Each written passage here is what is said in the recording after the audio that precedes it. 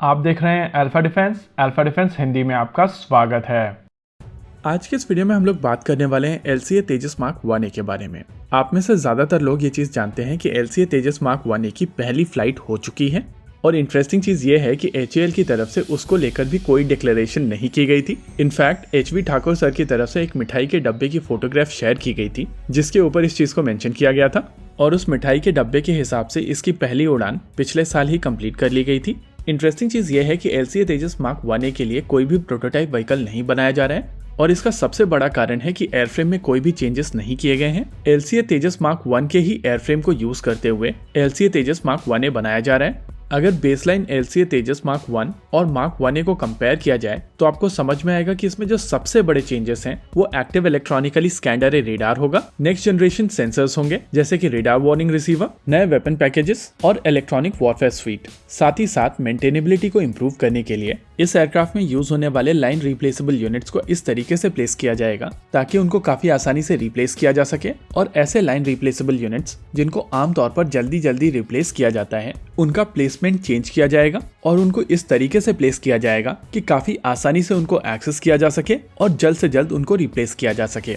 LCA तेजस mark 1 और mark 1A में common airframe होने के चलते मार्क 1A के लिए प्रोटोटाइप व्हीकल नहीं बनाया गया है, लेकिन एक FOC स्टैंडर्ड का तेजस और एक LSP variant mark 1A standards पर अपग्रेड किया गया है और इस समय इन एयरक्राफ्ट की टेस्टिंग चल रही है। इंटरेस्टिंग चीज ये है कि हम लोगों को पहली बार LCA तेजस मार्क 1A की फोटोग्राफ्स मिली हैं। इनफैक्ट ये एक वीडियो है जो एविएशन वॉल और अंगद पाजी के थ्रू ट्विटर पर निकल कर आया था और अगर आप इस वीडियो को ध्यान से ऑब्जर्व करेंगे तो आपको इसमें नया रेडार वार्निंग रिसीवर दिखाई देगा। इसके अलावा इसके विंग टिप के ऊपर भी आपको एक स्लॉट दिखाई देगा जो इंडिकेट करता है कि आने वाले समय में यहाँ पर कुछ नए सेंसर्स भी लग सकते हैं। बाकी इस एयरक्राफ्ट की पूरी बॉडी पर कुछ नए सेंसर्स और दिख रहे हैं। और अगर बात की जाए इसमें जाने वाले एक्टिव इलेक्ट्रॉनिकली स्कैंड अरे रेडार की तो एक प्राइवेट सेक्टर कंपनी की तरफ से 2 उत्तम ईसा ऑलरेडी HAL को डिलीवर कर दिए गए हैं और ये ईसा रेडार ऑलरेडी 2 एयरक्राफ्ट के ऊपर लगा दिए गए हैं। यहाँ पर सबसे इंटरेस्टिंग चीज ये है कि इन एयरक्राफ्ट के ऊपर जो उत्तम ईसा रेडार लगाया गया है उसमें 900 से ज्यादा TR मॉड्यूल्स हैं। यानी कि इनिशियली जो हम लोग उत्तम ईसा रेडार देख रहे थे जिसमें लगभग 750 TR मॉड्यूल्स थे वो केवल एक प्रोटोटाइप था और अब LCA तेजस मार्क 1A के ऊपर जो उत्तम ईसा गया है उसमें 968 TR मॉड्यूल्स हैं और इन कंपैरिजन टाटा की तरफ से जो F-21 भारत को ऑफर किया जा रहा है उसमें भी 1000 TR मॉड्यूल्स होंगे। अगर रफाल की बात की जाए तो इसमें 838 से लेकर 1100 TR मॉड्यूल्स तक होते हैं। अलग अलग वेरिएंट्स में इनके नंबर अलग अलग होते हैं। यहाँ पर आपको एक बात समझनी पड़ेगी कि हम लोग जिस एयरक्राफ्ट के बारे में बात कर रहे हैं वो LCA तेजस मार्क 1A है और जो इम्प्रूव्ड तेजस बन रहा है वो तेजस मार्क 2 है।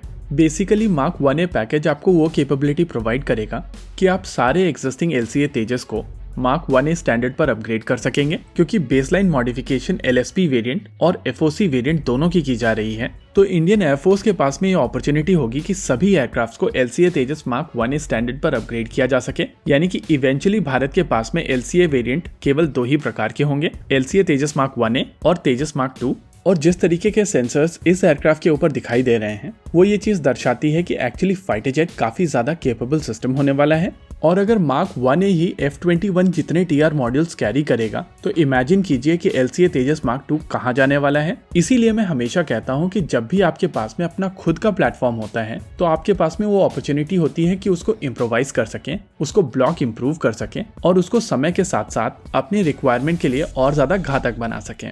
लेकिन जब आपका प्लेटफॉर्म इंपोर्टेड होता है या विदेशी फाइटर जेट भारत में असेंबल किया जाता है जैसे कि Su-30 MKI किया गया था तो उसको ब्लॉक इंप्रूव करने में OEM की तरफ से बहुत सारे हर्डल्स डाले जाते हैं जैसा कि Su-30 MKI के केस में किया गया था। अगर भारत आज टाटा F-21 खरीदता है तो उसके साथ में भी ये परेशानियां रहेंगी और अगर आज की चीजों को आप उस समय की चीजों के साथ में कंपेयर करेंगे जब भारत ने Su-30 MKI एक्वायर किया था तो आपको समझ में आएगा कि उस समय भारत के पास में बहुत ज्यादा ऑप्शंस नहीं थे। ना ही देश में कोई फाइटर जेट बन रहा था, ना ही आपको वेस्ट कोई फाइटर जेट ऑफर कर रहा था, ऊपर से आपके ऊपर सैंक्शंस अलग से थे।